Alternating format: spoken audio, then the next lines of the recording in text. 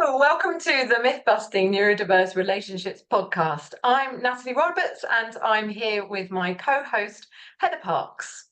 We've both been in our neurodiverse relationships and families for more than 25 years. We met 10 years ago when we were feeling really desperate and trying to solve a lot of issues in our relationship and our families. We've been journeying since then. We've found many more positive and hopeful ways to solve, resolve, repair, reconnect in those relationships and in our families, in our lives.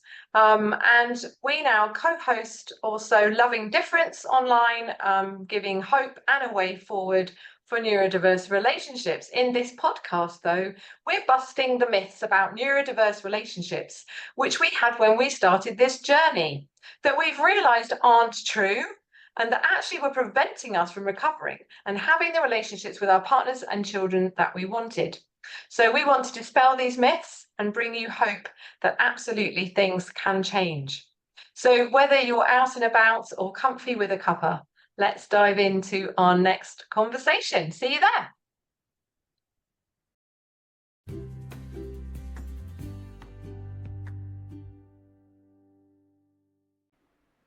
Hi, welcome back. This is episode 5, in which Natalie and I talk about polyvagal theory and the impact it's had on our neurodiverse relationship in terms of understanding and in terms of regulation and calm throughout the household. So let's jump right in, Heather. I wanted to jump in with you to talk about polyvagal theory, which all sounds like a very technical term, but I know it's really relevant to our relationships, to ourselves, and so I just thought it would be a really lovely opportunity for you to tell us a bit about what it is, and then we'll go a bit more into its relevance for us. But can you give us in like 2 minutes, like just the real nub of what polyvagal theory is?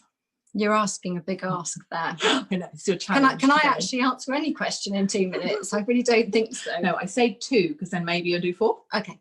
I'm going to try. So polyvagal theory is a theory by a guy called Dr. Stephen Porges, and it has been really important part of my journey. It's been a sort of penny dropping moment, and I have just really fallen in love with it ever since. Yeah.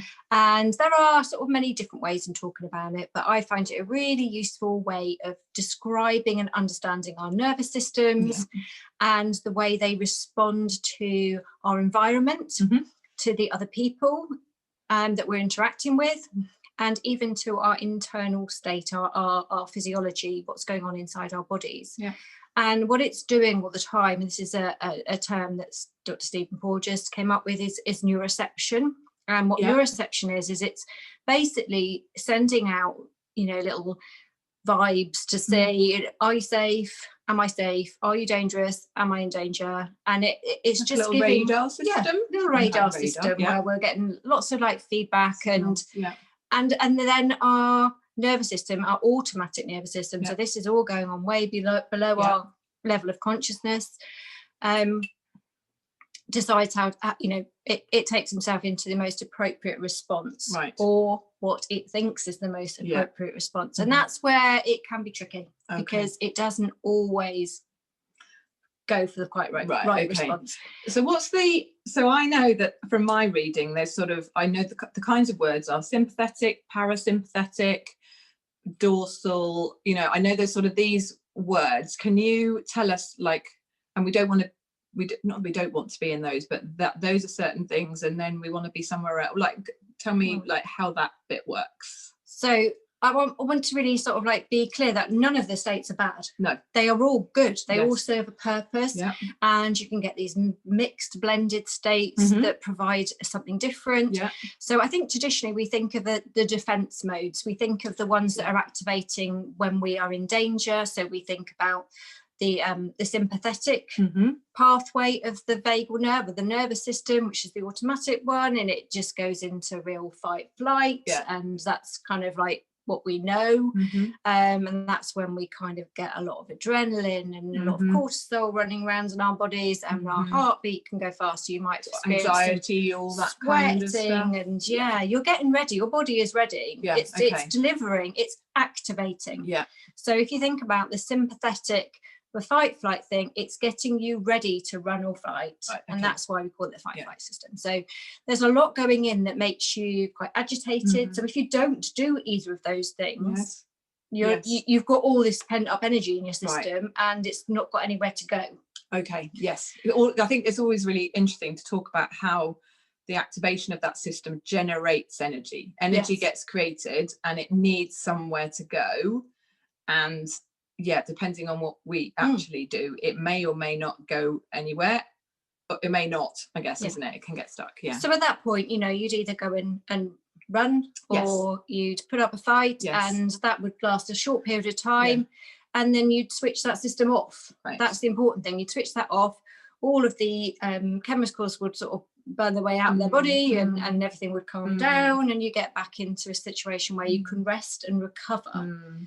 However, what we tend to get in our modern society is this continuous on.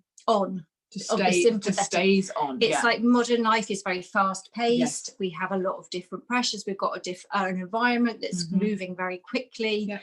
We can experience ongoing anxiety and stress, and our bodies can just think we're in danger. You just kind of go from one thing to another thing to another thing, and you never hit the off button. The nervous system isn't getting the off, or can't radar anywhere the off, so it stays on, and you get all those physiological reactions almost on a constant basis.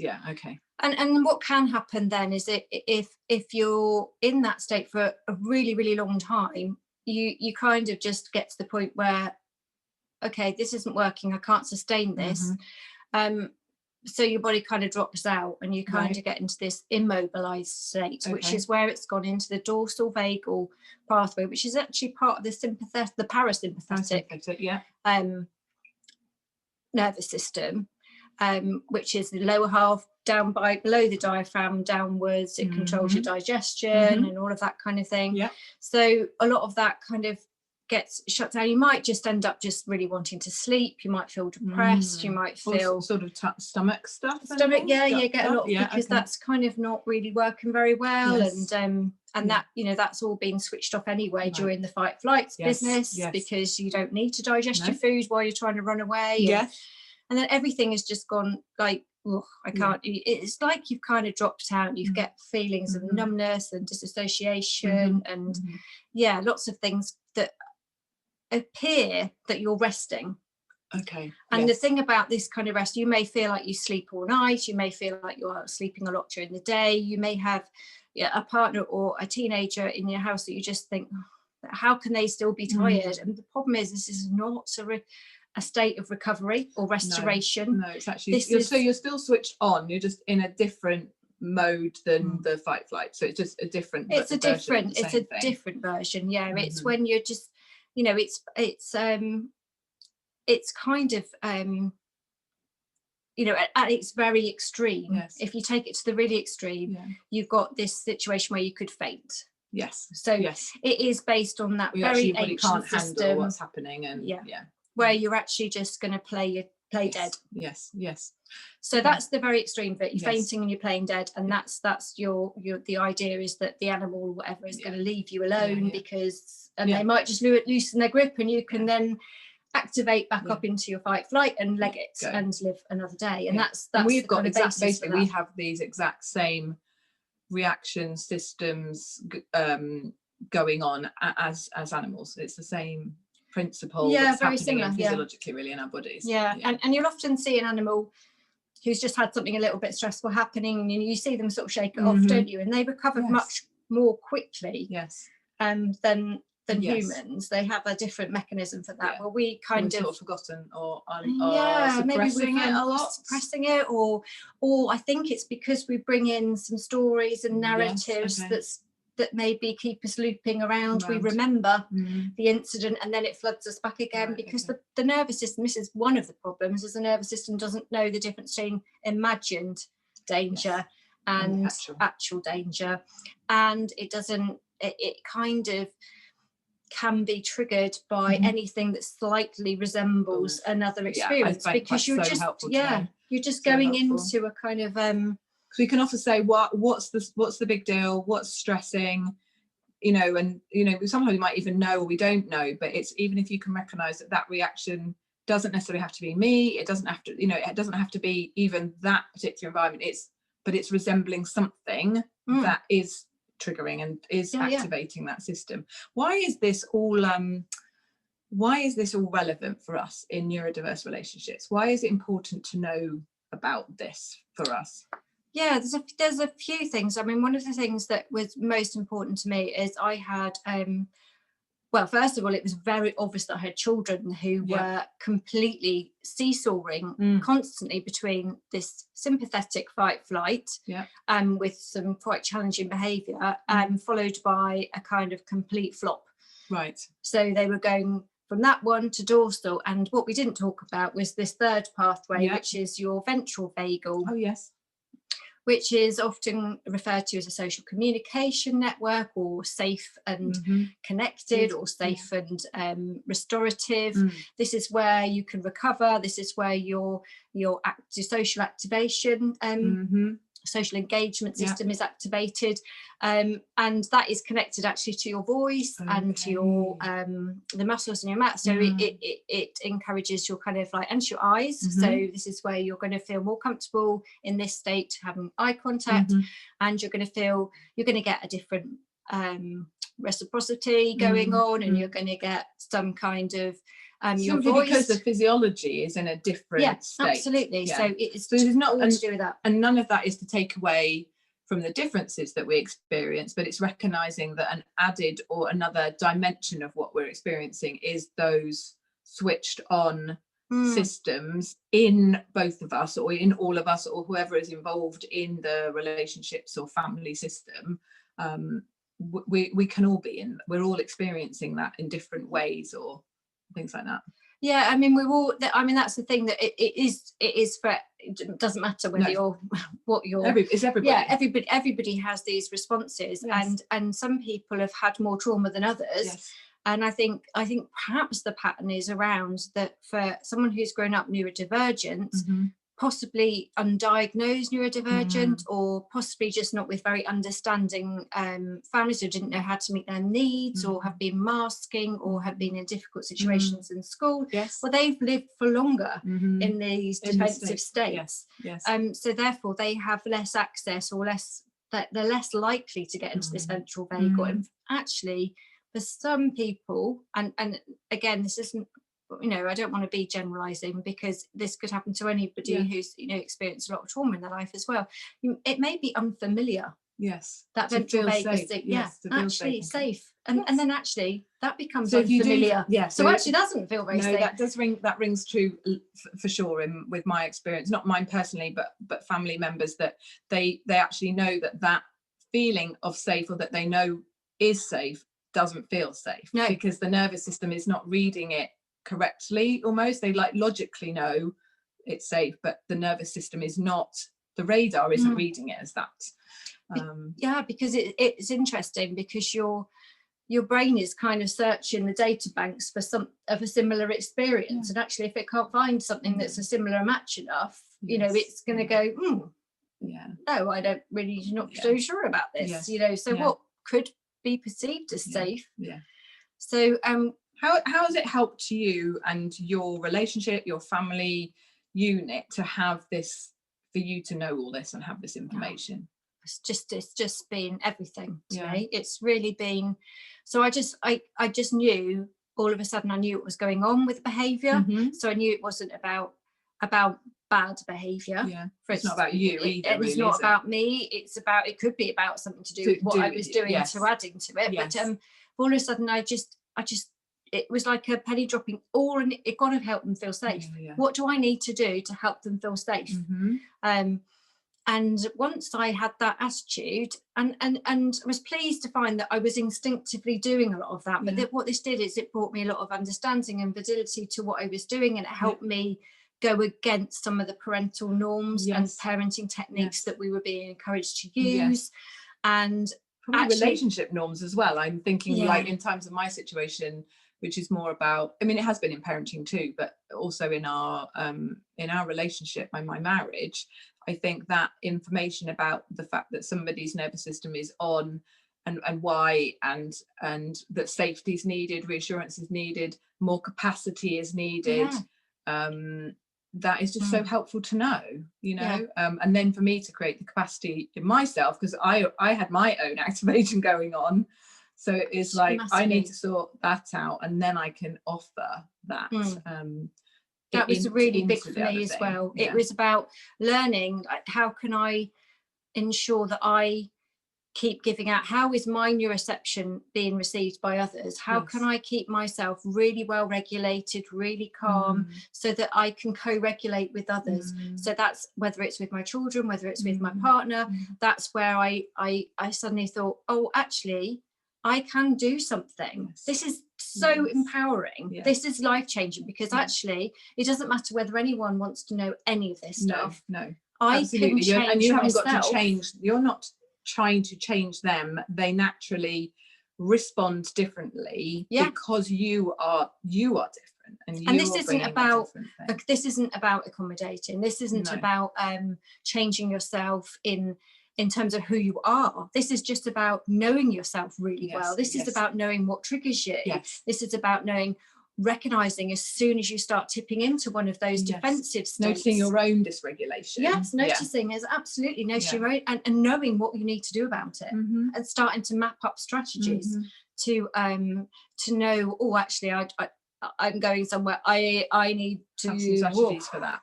Whether it's learning to breathe, whether it's learning that you need to go and take a walk, you need to move more, you need, all these things. We've actually learned to read the signs. It's like bringing awareness to what is hidden. It's Amanda Blake, I think I love her, and she says it's surfacing the invisibles, which I just think is beautiful, really lovely. So all these things that we're not aware of, that we're doing, that are impacting others, and suddenly we can kind of just look down and think, we could change some of those, not change ourselves away from who we are, but actually be more in alignment with who we are, in a calmer, more authentic place.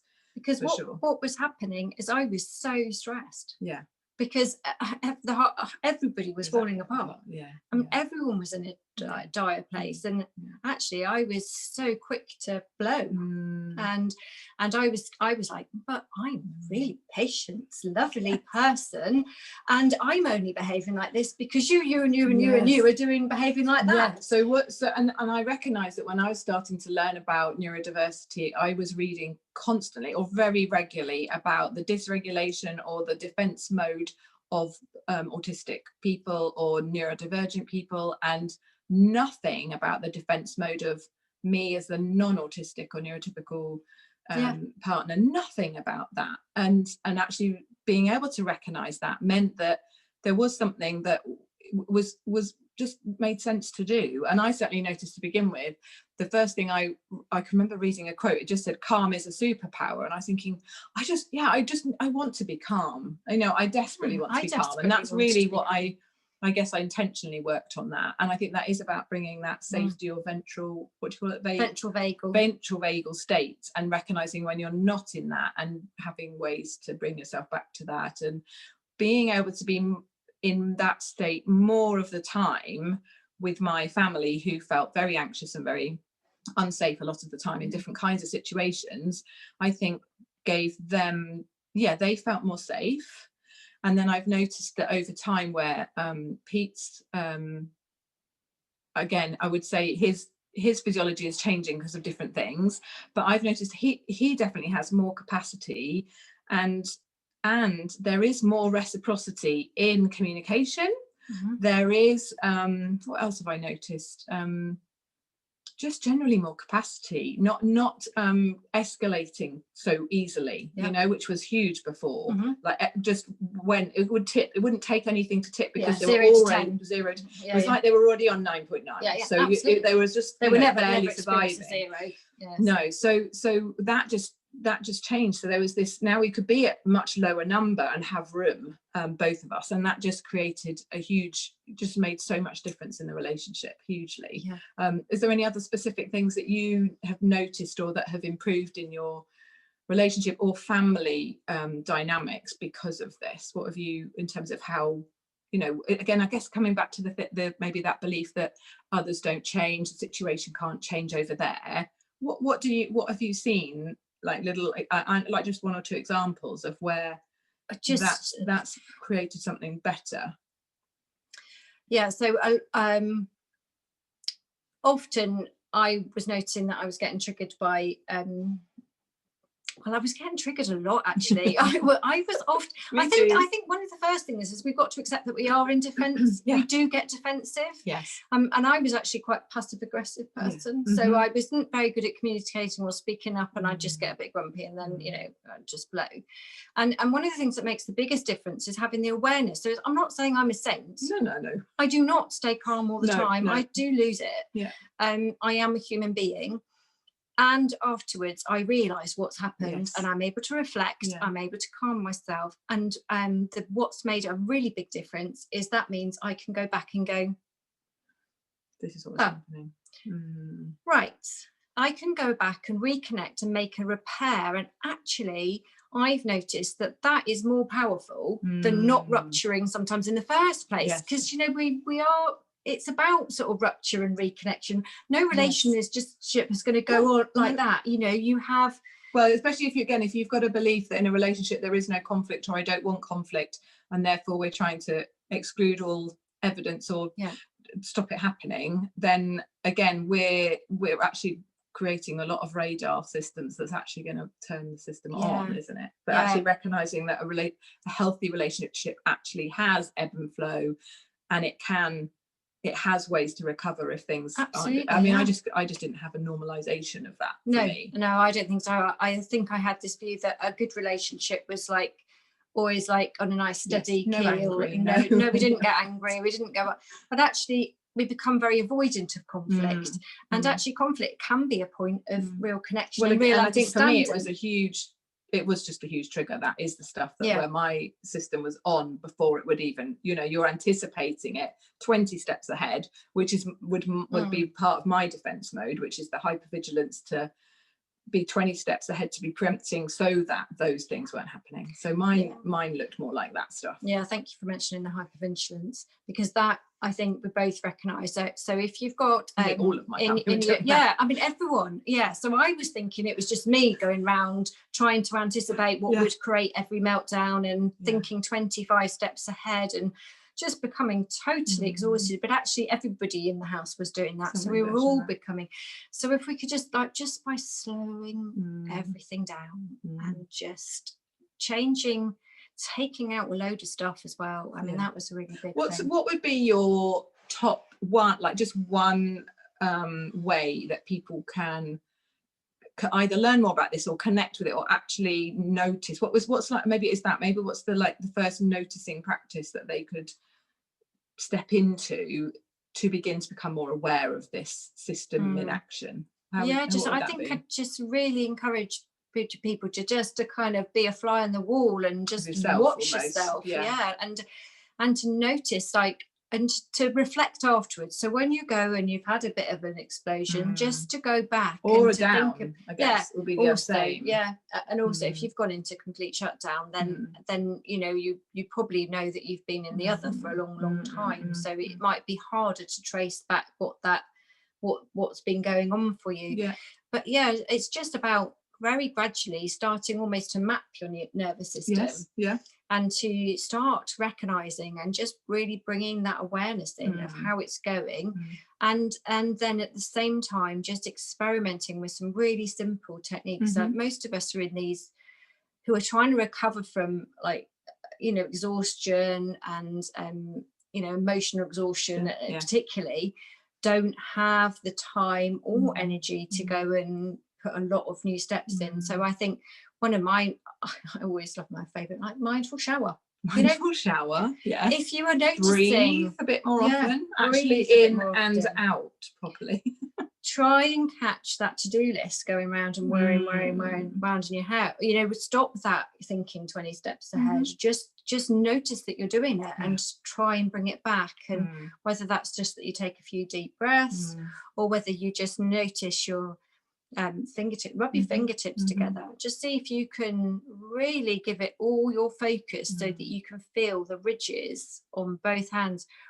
Rubbing your touches are really one. If you start activating your senses, it brings you very much into the here and now. So anything, orientate to your environment, look at something that gives you beauty, you know, look at something pretty. We've got some, like, we've got some lots of glamour going on in here, like, you know, we're in a look at these cushions.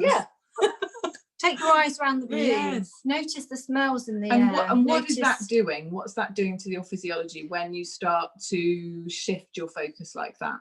It's bringing you into the now. So anxiety and fear tend to be a lot about future focused or past story. And if you can bring yourself back into spending more time now, you may find that, you know, your anxiety just comes down with it as well. So I think one of the biggest things that we notice, or I recognise now, is that we do have a better way of doing the ebb and flow. But at the same time, what I noticed is, before, we were in a sort of monthly cycle of 2 weeks okay, and then 2 weeks Pete sort of shut down. So he would go shut down, and then sort of recover, and then come out again, and then we go again, and you're sort of doing this. And in the meantime, I'm hypervigilancing everything and trying to keep everything going. So I've got my thing. Now I think with what we've learned and everything, it took a couple of years for us, but Pete's meltdowns or shutdowns, the regularity or the frequency started to go down to the point that they are very, very rare now. And I think that for us is the biggest triumph, is that you can stabilize, you can be in a more, there is the flow, but equally there's a, what do you call it, like just a stability, I think, to the nervous system. I think it changes your baseline. I think it's changed your baseline. So instead of always sort of being at a 9 out of 10, and also I would probably question whether he actually, so he appeared to recover, but actually how low did he go? How much or did he just get too far enough to, like, oh, I can actually drag myself out of bed now? So that's not, you know, you're going only just you're not going down. Actually, it never even was that. It was just withdrawn and disengage, still doing all the normal showing up. So it all looked very functional on the outside, but and then I think it's just been really nice that it doesn't mean that there isn't potential for those situations still, but because you know the triggers, and you can anticipate them, you can prepare for them, you can build in capacity before, you can build in recovery afterwards. That's really important. Really just stretches the thing out so that there's more space inside. Absolutely. I think if you know that the person you're with is going to struggle with a social situation, you've got a wedding and you really, really want them to come, and if they're willing to try it, you know, you've got to, like, give them the space in the week before. We kind of know with anything like that, it's we've got something coming up soon, and I know that actually this week ahead is going to be preparing for that. We need to create capacity, and then there's actually a week afterwards where we need to recover. I need to just do my own thing, and Pete will need to recover, and other people in the family will need to probably do the same. And so actually, where for a lot of people that one day is that one day, for us the cost is quite big, because actually 2 weeks of energy and time, and then you have nervous system regulation, and then decide, is it worth it, or do we going to do it? We're deciding this time we're going to do it, but it's at least now we know. Is the cost too high? Is the cost too high? So it puts a whole new perspective on, okay, how much do we want that? How much is that going to cost us? How much preparation, how much recovery time? And you start, you know, it's and really you think, helpful. Actually, we don't really have time for all of that. So actually, we're just not going to leave that thing. Or if we do it, shorter. We know shorter, or other things around it will become less important or won't happen, and there's less pressure on other things. So I think again, we've talked about it a lot, but it's empowering. It brings in so much more choice, and allows you to create capacity or know your energy, so you can make more choices about how you're using it, where you're using it, and you're more in control. Everybody individually are more in control of what they're doing with that, and recognizing that it's a universal thing and it impacts you and impacts and it may impact somebody else more. Yes, and that's because the way they experience the sensory environment, and they've got so much more going at them, and so their nervous systems are that much more stimulated, and it does give you so much more in terms of choice. And I can assure you, we went from, you know, some quite violent and challenging behaviour with my young people into, you know, just a really much calm, more regulated. Much more regulated. and I, by giving some tools, you know, I didn't do a lot of teaching around it. No. Well, they start to find their own, I think, was as modelling well. We'll do another episode on regulation and finding your things, and how to support your other people to find their things. Just at the time, lending your calm, they can calm down more, give them space, give them which what really they need. means we need to be working on our own well-being, and really looking up, giving ourselves enough energy for us, and then working out what we can lend and what we can give. That doesn't mean that it's a huge cost to us, because I think that's what I recognised we were doing constantly before. So what do we need to do in order to build our capacity and our recovery time so that we can support others? And it's not about giving all our energy to someone else. We need to balance how much we can only do this from the overflow, we say, don't we? From what we have as an extra for people. Or if we're not doing it from the extra we have, it's recognizing that is going to be using, and we need to replenish that. And I think as we can borrow a little bit, can't we? We can dip down if we need to, but then we're going to have to go and put in a weekend away, don't we? Yes, with lovely fancy cushions. Whatever you choose to do, whatever it is that tops your bucket back up. And we talk loads about that in Love Indifference. And Heather is the nervous system coach. You're the whiz on all this nervous system polyvagal wizardry. I love it. I love it. It's something that's so. Wasn't 2 minutes, was it? No, sorry about that. Minutes, but it has a weave. There's various threads in Love Indifference that address like the top. I don't know, top 5, 10 biggest challenges that people in neurodiverse relationships and families are facing. And so the polyvagal theory, nervous system, you know, that regulation, that's something that weaves its way through all the things we do. If this episode has resonated with you, subscribe to the podcast wherever you're listening or watching to get notifications of future episodes. To dive deeper into all of this with professional coaching, resources and all the support you need, join us in Love Indifference via www.loveindifference.net, and we'll be back here soon.